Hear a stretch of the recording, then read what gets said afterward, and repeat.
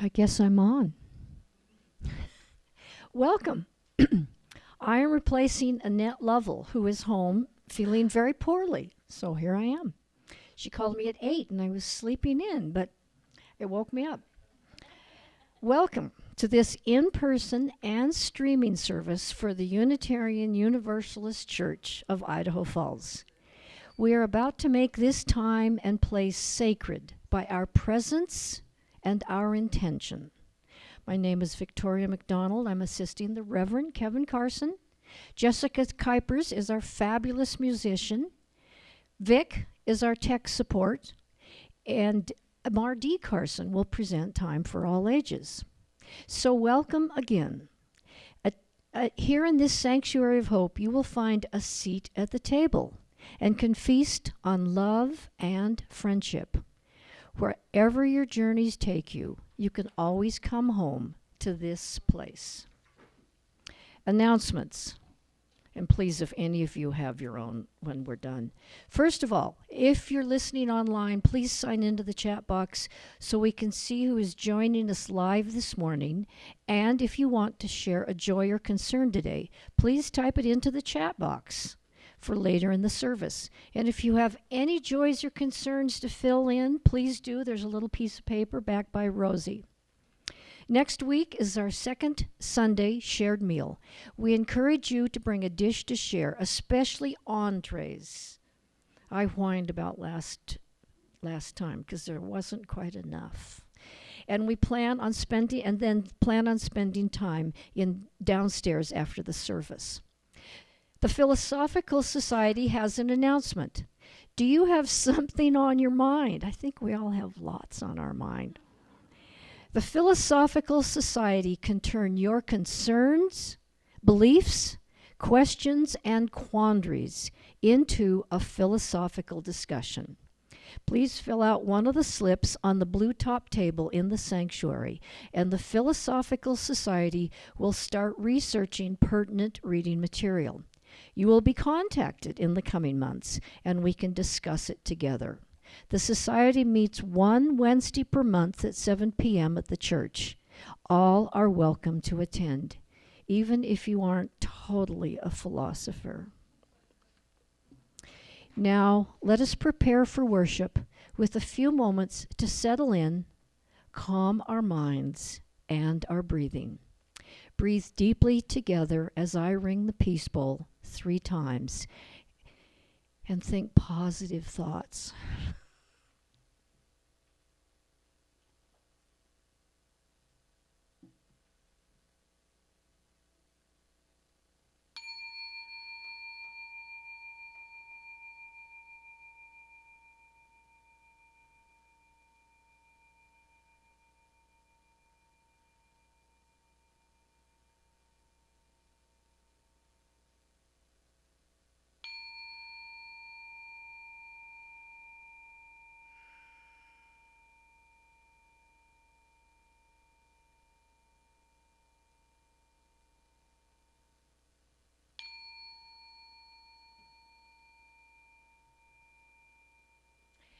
And now for our prelude with Jessica.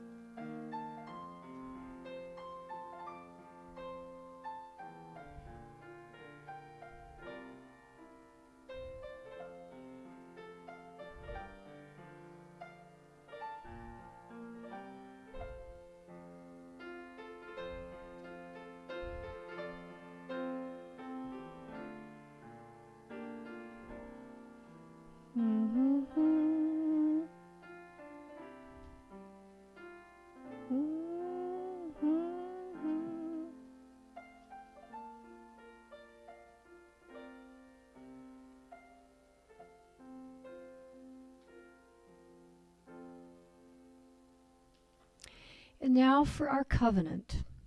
This congregation chose the words to our covenant many years ago, and we like to recite it together every week to remind us to live its principles. Please join me in this recitation, if you are able, which is printed in your order of service.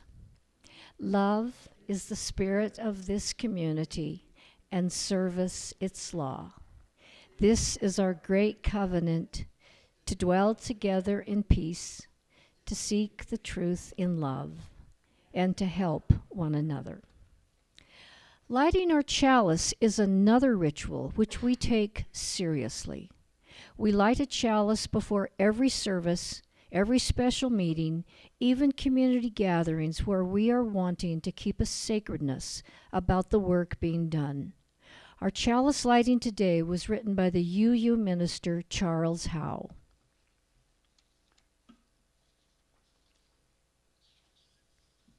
We light this chalice to affirm that new light is ever waiting to break through to enlighten our ways, that new truth is ever waiting to break through to illumine our minds, and that new love is ever waiting to break through to warm our hearts.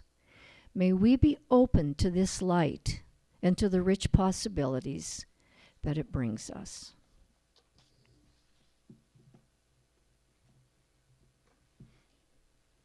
Good morning. Our call to worship this morning is the poem Old Home Place by the West Virginia poet Don West, who, if you read any of his poetry, has a lot of poems about the coal mining country and life during the Depression and a lot of the injustices in the community at that time.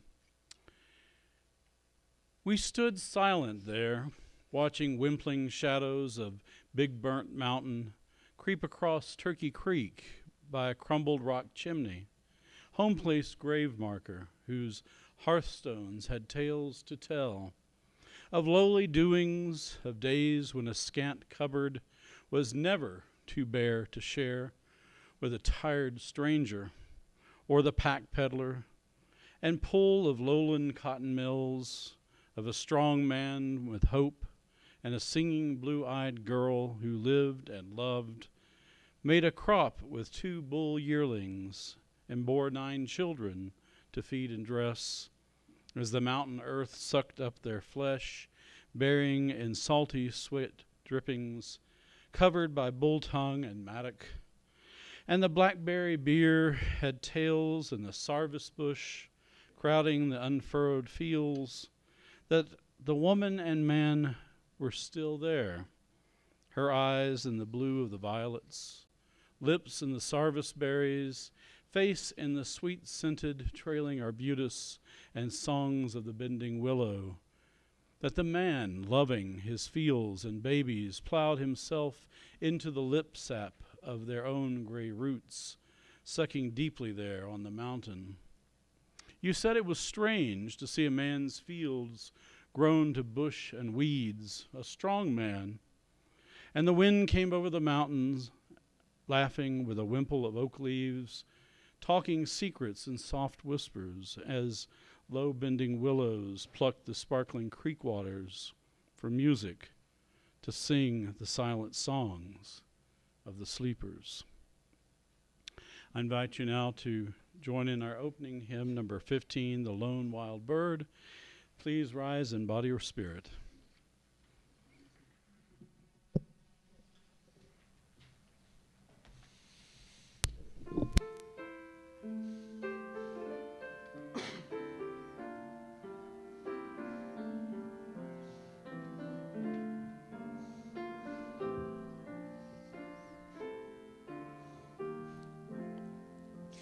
The lone wild bird in lofty flight is still with thee, nor leaves thy sight, and I am thine, I rest in thee.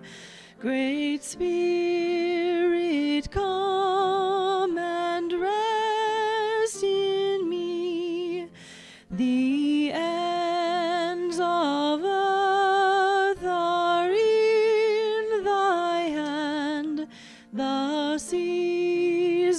dark, deep, and far off land, and I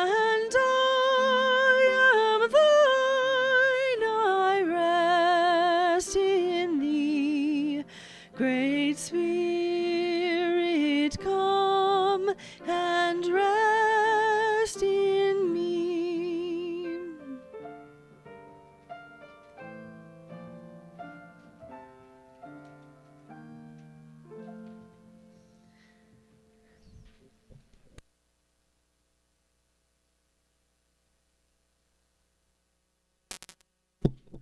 Good morning. This morning I'm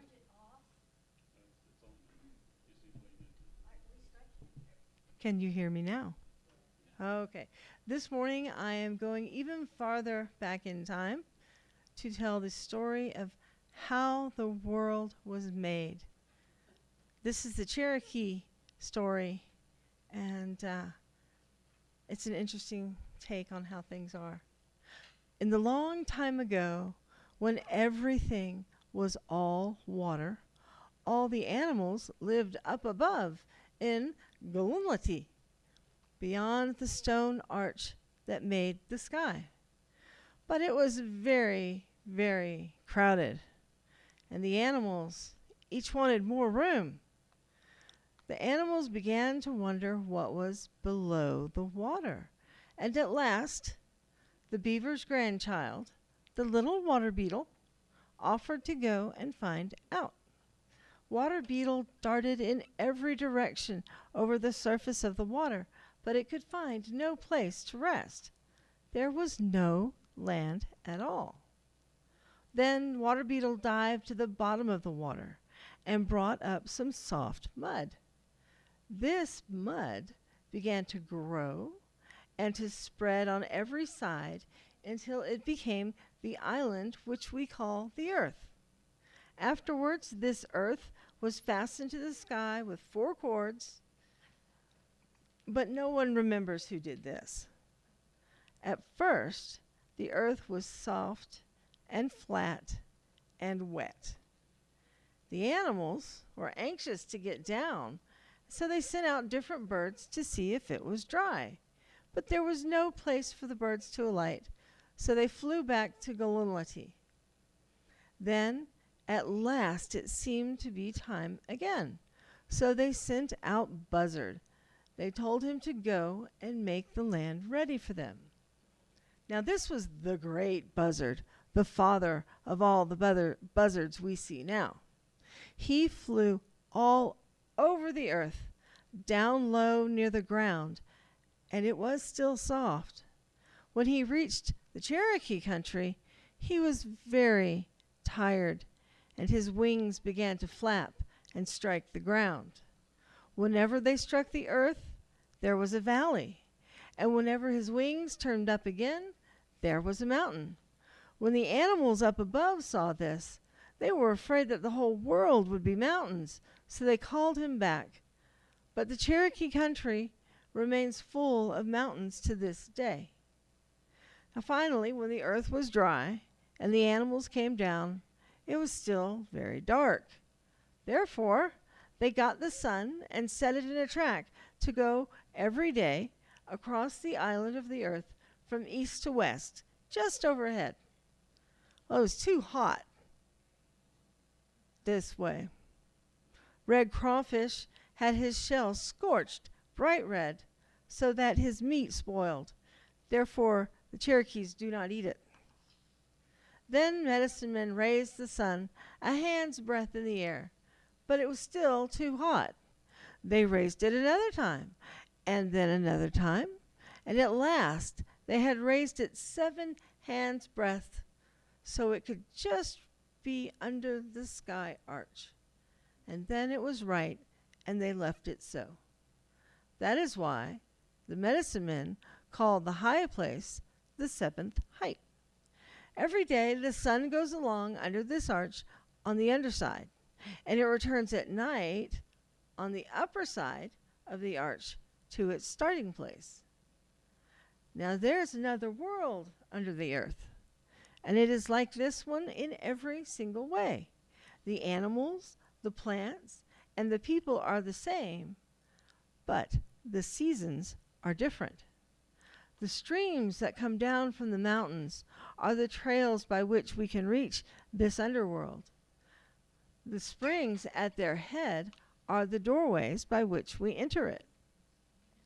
But in order to enter the other world, one must fast and then go out to the water and have one of the underground people for a guide. Now we know the seasons in the underground world are different because the water in the springtime is always warmer. And in the winter, let me try that again. We know that the seasons in the underground world are different because the water in spring is always warmer in winter than the air in this world, and in the summer it is cooler than in this world. We do not know who made the first plants and animals, but when they were first made, they were told to watch and keep awake for 7 nights. This is the way young men do now when they fast and pray to their medicine. The animals tried to do this. The first night, nearly all the animals stayed awake. The next night, several animals dropped off to sleep. The third night, still more went to sleep.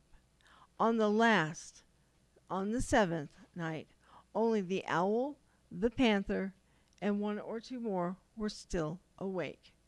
Therefore, to these were given the power to see in the dark, to go about as if it were day, and to kill and eat the birds and animals which must sleep during the night. Now even some of the trees went to sleep. Only the cedar, the pine, the spruce, the holly, and the laurel were awake all 7 nights. Therefore, they're always green. They are also sacred trees. But to the other trees it is said, because you could not stay awake, therefore you shall lose your hair every winter. Now after the plants and animals, men finally began to come to the earth. At first, there is only 1 man and 1 woman. He hit her with a fish. In 7 days, a little child came down to the earth. So people came to the earth. They came so rapidly that for a time it seemed as though the earth could not hold them all. And we will now sing out the children.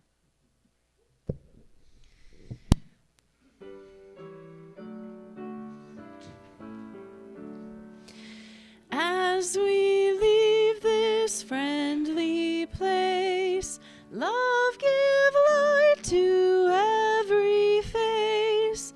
May the kindness which we learn light our hearts till we return.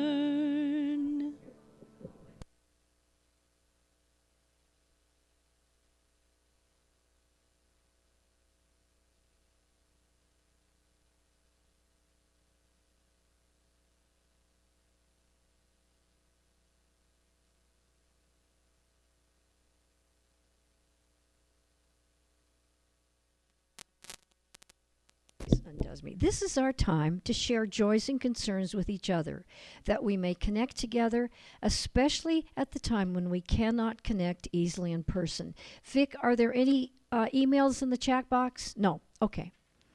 So we have a few. Rosie, Michael's first time here, and Kai. Okay, and another one from Rosie. We are so proud of our daughter, Michelle Sethi. She won the 2024 Utah Nonprofit Marketing Professional of the Year award. Very nice. I have quite a few. I am thankful for the snow. I've been very, very anxious about warm temperatures and lack of snow. It means dying fish and forest fires. So now I got my wish, and I'm really sorry if you have difficulty driving. I also have a concern for people that are sick today. because it's hard to be sick. And so I hope that they have good health. Are there any other joys or concerns? Okay. We'll light one more candle for all those joys and concerns we hold in our hearts and are not ready to share again.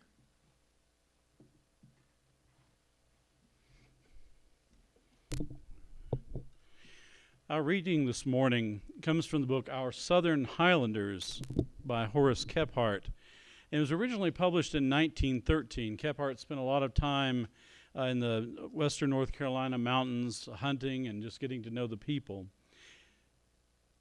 Most of the mountain preachers nowadays denounce dances and play parties as sinful diversions, though their real objection seems to be that such gatherings are counter-distractions that thin out the religious ones. Be that as it may, they certainly have put a damper on frolics, so that in very many mountain settlements, going to meetin' is recognized primarily as a social function and affords almost the only chance for recreation in which a family can join family without restraint. Meetings are held in the log schoolhouse. The congregation ranges itself, men on one side, women on the other, on rude benches that sometimes have no backs. Everybody goes. If one judged from attendance, he would rate our Highlanders as the most religious people in America. This impression is strengthened in a stranger by the grave and astoundingly patient attention that is given an illiterate or nearly illiterate minister while he holds forth for 2 or 3 mortal hours on the beauties of predestination, free will, preordination, immersion, foot washing, or the delinquencies of them acorn-fed critters that has gone new light over in Cope's Cove. After an alfresco lunch, everybody doggedly returns to hear another circuit rider expound and denounce at the top of his voice until late afternoon, as long as the spirit lasts and he has good wind. When he warms up, he throws in a gasping ah or at short intervals, which constitutes the holy tone. During these services, there's a good deal of running in and out by the men and boys, most of whom gradually congregate on the outside to whittle, gossip, drive bargains, and debate among themselves some point of dogma that is too good to keep still about. Nearly all of our Highlanders, from youth upward, show an amazing fondness for theological dispute. This consists mainly of encapping text instead of reasoning, with a single-minded purpose of confusing or downing an opponent. Into this battle of memories rather than of wits, the most worthless scapegrace will enter with keen gusto and perfect seriousness. I have known 200 or 300 mountain lumberjacks, hard swearing and hard drinking, tough as they make 'ems, to be wedded to a fighting edge over the rocky problem, was Saul damned?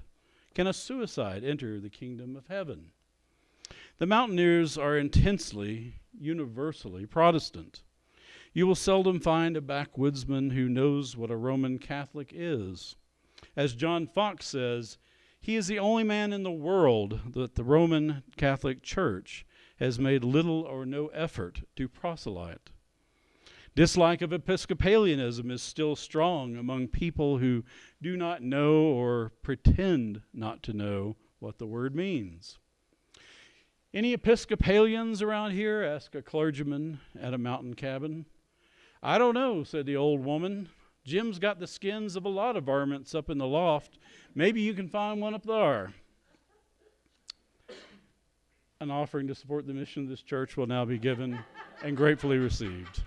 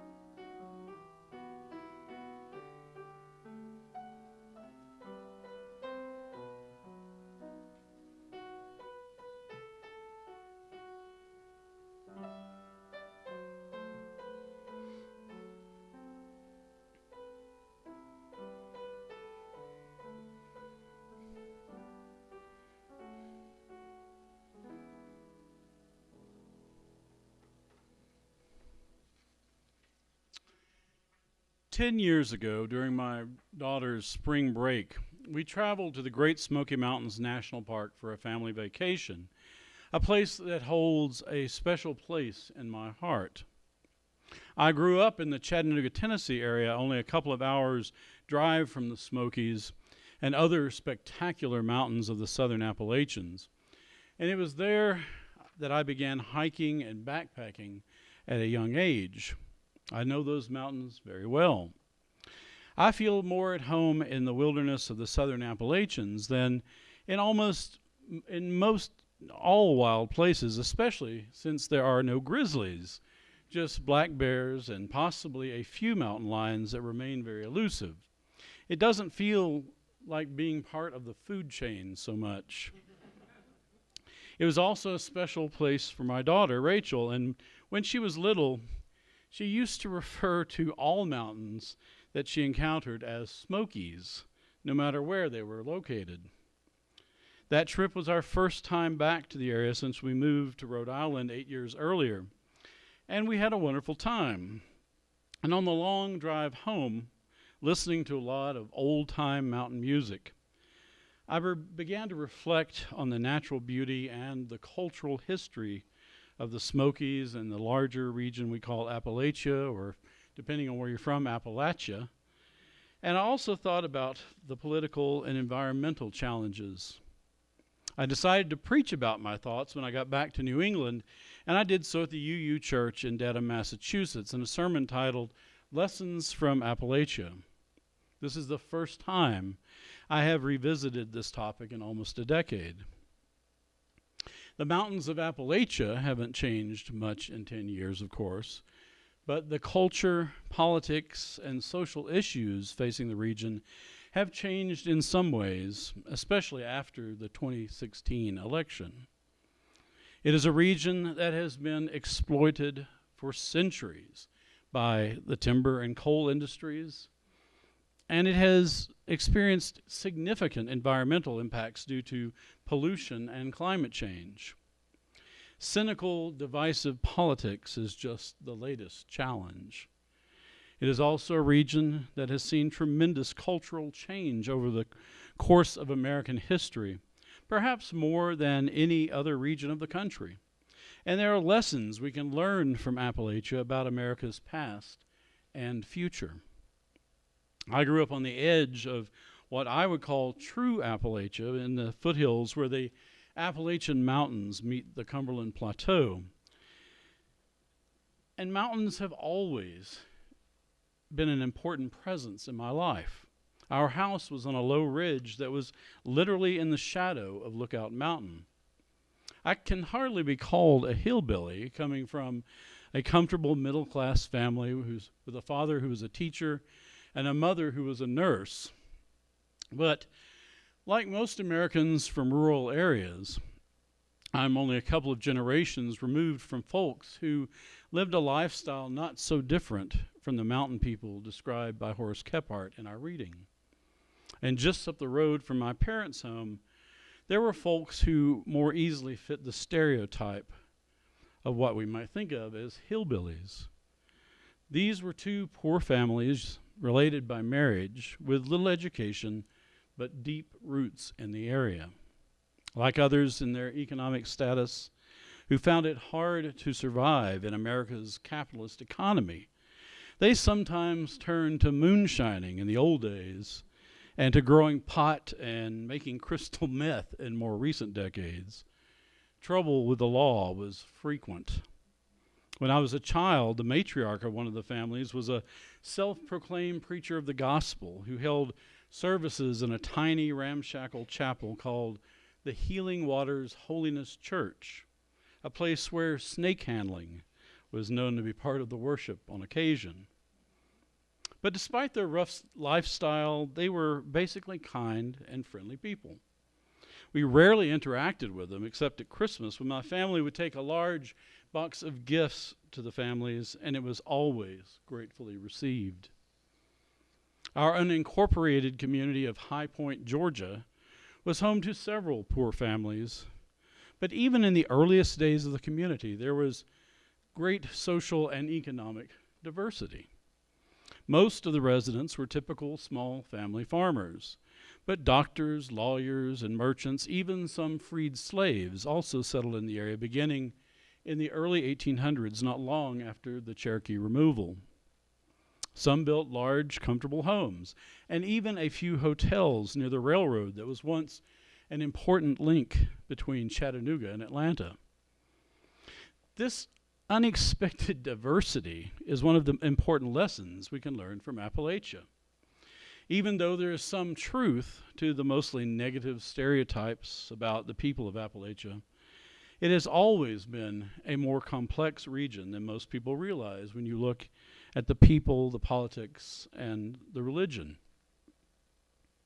The Smoky Mountains straddle the border of Tennessee and North Carolina in the heart of the southern Appalachians.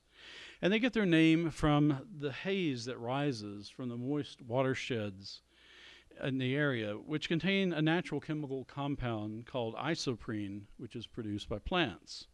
It gives the mountains a hazy blue appearance from a distance, and is also why the mountain range is called the Blue Ridge. The area around the Smokies is a heavily forested, temperate rainforest of around 135,000 square miles, and is filled with towering mountains and lush creek and river valleys. It is a place of incredible biodiversity, home to many plants and animals that are found nowhere else on Earth, and there are more species of trees in the Smoky Mountains than in all of Europe. The Smokies are located near the center of the broader region we call Appalachia, which covers portions of Georgia, Tennessee, North Carolina, South Carolina, Virginia, West Virginia, and Tennessee, and Kentucky. The mountains of Tennessee and North Carolina are in the heart of the ancestral lands of the Cherokee people. And despite the removal of many Cherokees to Oklahoma on the famous or infamous Trail of Tears, there is a small population of Cherokees remaining in a reservation on the North Carolina border of the Great Smoky Mountains National Park. They are officially known as the Eastern Band of the Cherokee Indians, with the Western Band located in Oklahoma. And for almost 300 years, even before the Cherokee removal, white settlers have lived in these rugged mountains as well, creating a rich culture of their own. Artisans in the mountain towns of the southern Appalachians are keeping this cultural heritage alive in their crafts, and there are festivals that celebrate traditional mountain music. But it is not just a place for tourism. Some parts of Appalachia are experiencing crushing poverty, and small towns are becoming abandoned, especially in the coal country of eastern Kentucky and West Virginia. But in other places, the towns and cities are booming and experiencing both the benefits and the kinds of problems that other communities in America are experiencing. The opioid crisis and other forms of drug addiction are especially bad in the impoverished areas of Appalachia, and the people need help. The politics of the region have always been complicated. During the Civil War, for example, the loyalties to North and South were more divided in Appalachia than in most parts of America, and it could be violent at times. One testament to the violence lies just north of the Smokies on a mountaintop in North Carolina along the Appalachian Trail. It is the graves of the Sheltons, an uncle and a nephew, who served in the Union Army. Pro-Union sentiment was strong in the southern Appalachians, where slave ownership was rare. Returning home to visit relatives during the war, the Sheltons were captured and killed by the Confederate Home Guard. This was one of many instances of the troubling politics of those times reaching into the lives of people in one of the most isolated parts of the country. Many churches in the area even stopped holding services during the war because it was simply too painful and dangerous for neighbors to gather when there were such hostile feelings.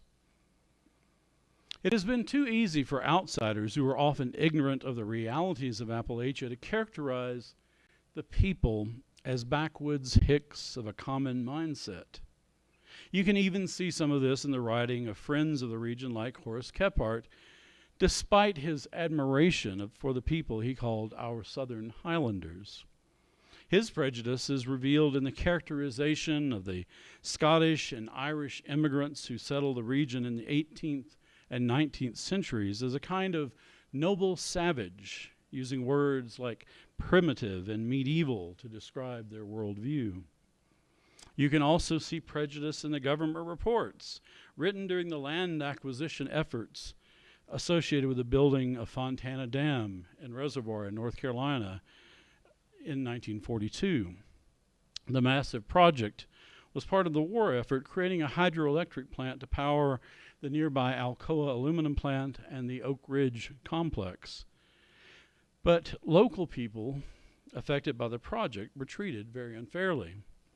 As part of the government's justification for drowning several towns under the reservoir and displacing the residents against their wishes, the people were characterized as simple-minded hillbillies living in shacks.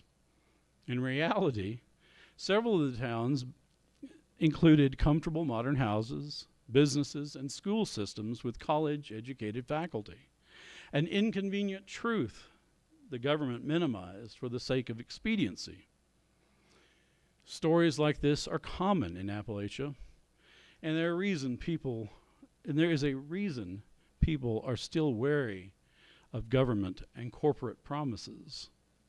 We would do well to avoid similar generalizations about people in red states versus those in blue states when the political debates heat up these days on issues like marriage equality and gun control. Just like in Idaho, most people in Appalachia and the South in general tend to be more conservative, but it is not monolithic politically. Consider that my prior trip to North Carolina before that vacation was in February 2014, just 2 months earlier, when I went to Raleigh to march on the Capitol with around 80,000 activists and faith leaders calling for action on voting rights, the environment, and a host of other progressive issues. There are lots of folks in Appalachia fighting the good fight for the values we hold dear as Unitarian Universalists. As I said earlier, Appalachia is a region that has faced tremendous environmental and social justice challenges for centuries. Deforestation and the resulting erosion was rampant in the late 1800s as timber companies clear-cut the massive trees that grew deep in the coves of the mountains. And by the early 1900s, coal miners were exploited by companies in horrific ways that were only lessened through a combination of armed resistance and unionizing. Now, many towns are suffering in coal country as companies shut down the mines due to decreasing demand, while in other areas, the ecologically disastrous practice of mountaintop removal coal mining continues. And if you visit the Smokies and other high mountains these days, you will see standing dead conifers, which are the victims of acid rain caused by pollution coming from coal-burning power plants in the Midwest, combined with destructive insects introduced from Asia. On top of this, climate change has begun to impact the region with seasons of drought-driven forest fires alternating with catastrophic flooding and a host of other threats to species that have inhabited the southern Appalachians in a delicate balance since the most recent ice age. There is plenty of work to do, and fortunately, there are many environmental organizations focused on issues in Appalachia. There is growing religious diversity in Appalachia too, although Kephart was accurate in his characterization of the region being overwhelmingly Protestant. Appalachia has been the home to an amazing variety of churches and theological perspectives for a long time. New churches would often split off over theological questions we might see as trivial, such as whether missionary societies were true to the Christian faith or what the proper age of consent was for baptism. In addition to the numerous Baptist and Methodist churches that are common, The religious freedom protection of the American Constitution has allowed all kinds of religious sects to plant churches in the region. There were even a few Unitarian and Universalist churches established in Appalachia in the 1800s, including one in Kentucky, which was founded in 1819 by circuit riders when Kentucky was still the real frontier. There's also a small old group of primitive Baptist Universalists located in the area where Tennessee, Virginia, and North Carolina come together. The primitive Baptist Universalists are known to local critics as no-hellers because of their belief in universal salvation. The famous bluegrass musician Ralph Stanley belonged to this tradition. By the early 1900s, various Pentecostal churches and other sects also flourished in the region, and the diversity continues to grow. On the short drive on the back road from the town of Cherokee to the campground where we were staying in 2014, there were no less than 6 small churches, all Protestant of some flavor. And for a glimpse of things to come, consider the small town of Hot Springs, North Carolina, about 50 trail miles north on the Appalachian Trail from the Great Smoky Mountains National Park.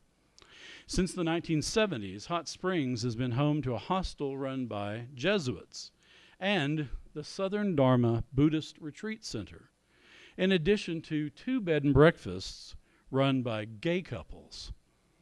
There are still plenty of good old boys and pickups in this quirky little mountain town, but everyone seems to coexist nicely. But in my opinion, if you really want to understand the religion of Appalachia, you need to listen to the old mountain music. The challenges of life they faced are expressed in the old gospel songs, and they reflect the same challenges and anxieties we all face as human beings, even if the theology expressed in some of these songs can make a progressive like me cringe. There is an authenticity and hope in the music that is very appealing. You hear many lyrics about the death of loved ones and social ills such as alcoholism, violence, and adultery. You also hear about their hopes for salvation and a better life in heaven, as well as the anxiety of facing up to the sins committed in life.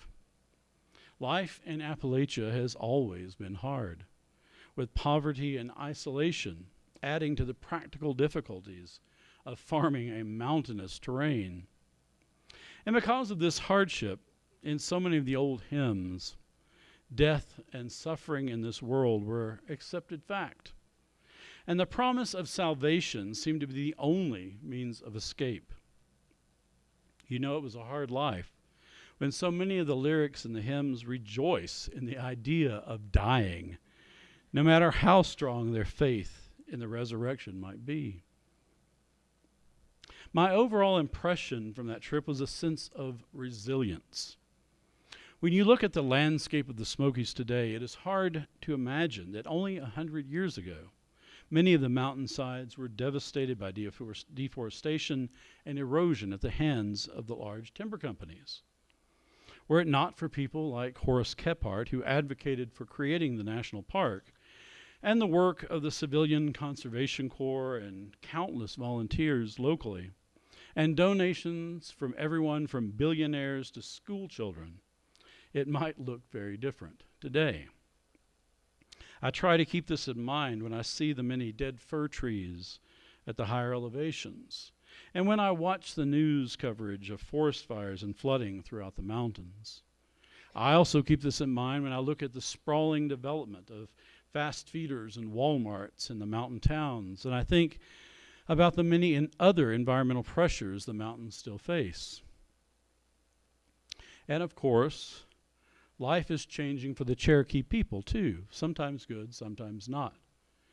Like many Native American tribes, they decided to build a casino on the reservation, and this has brought new wealth into the community. When we visited in 2014, there was a beautiful new consolidated school complex on the reservation. And there were new street signs, which are now in English and the Cherokee language, reminders that they are still there and thriving. Many people living in Appalachia have ties to the land that go back 10 or more generations.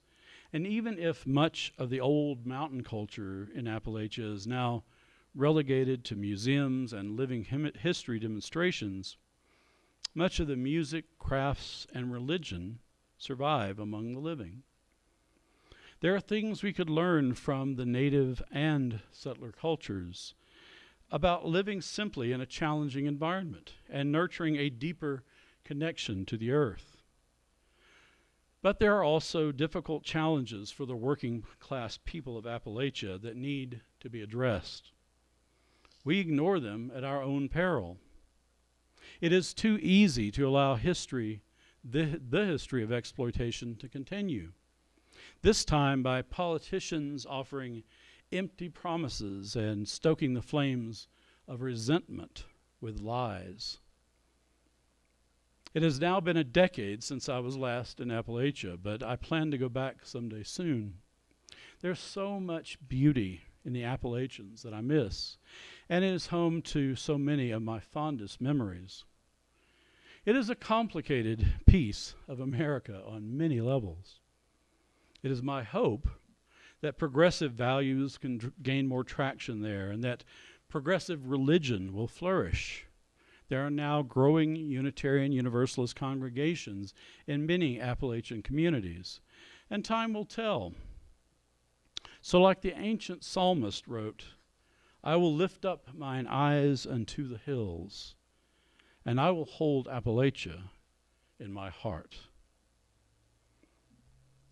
I invite you to rise in body or spirit once again and join in singing our closing hymn, number 18, What Wondrous Love.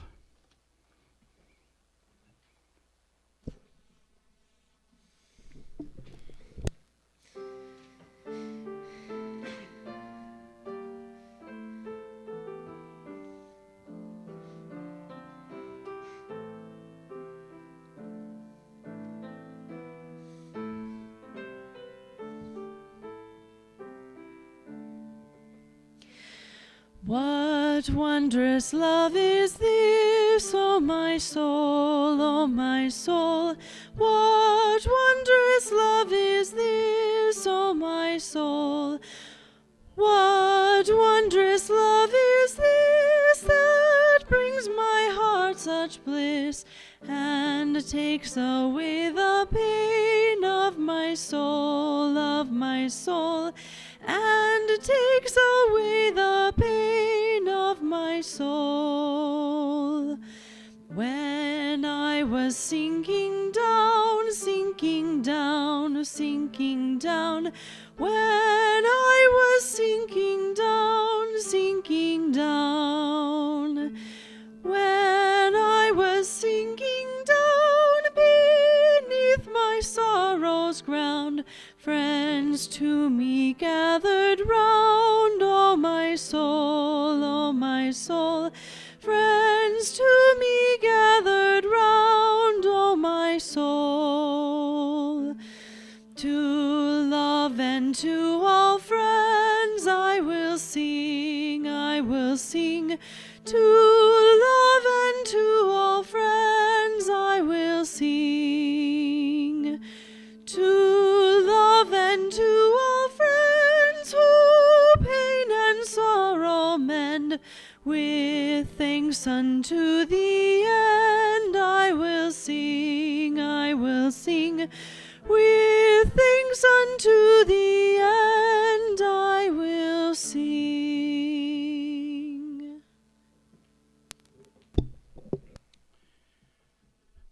Our closing words is the poem Appalachia, but from another West Virginia poet who is still living, Muriel Miller Dressler. I am Appalachia. In my veins run fierce mountain pride, the hill-fed streams of passion, and stranger, you don't know me. You've analyzed my every move, you still go away shaking your head. I remain enigmatic.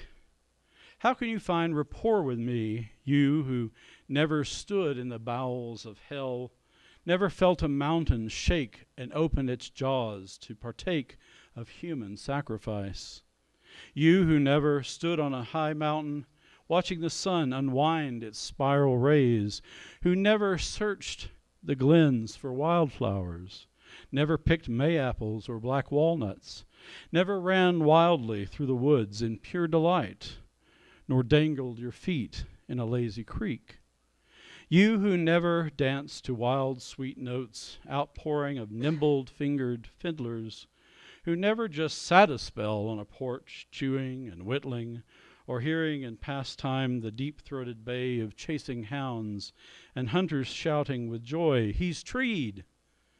You who never once carried a coffin to a family plot, high up on a ridge, because mountain folk know it's best to lie where breezes from the hills whisper, "You're home."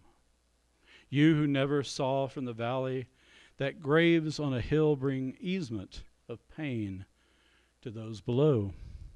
I tell you, stranger, hill folk know what life is all about. They don't need pills to tranquilize the sorrow and joy of living. I am Appalachia, and stranger though you've studied me, you still don't know.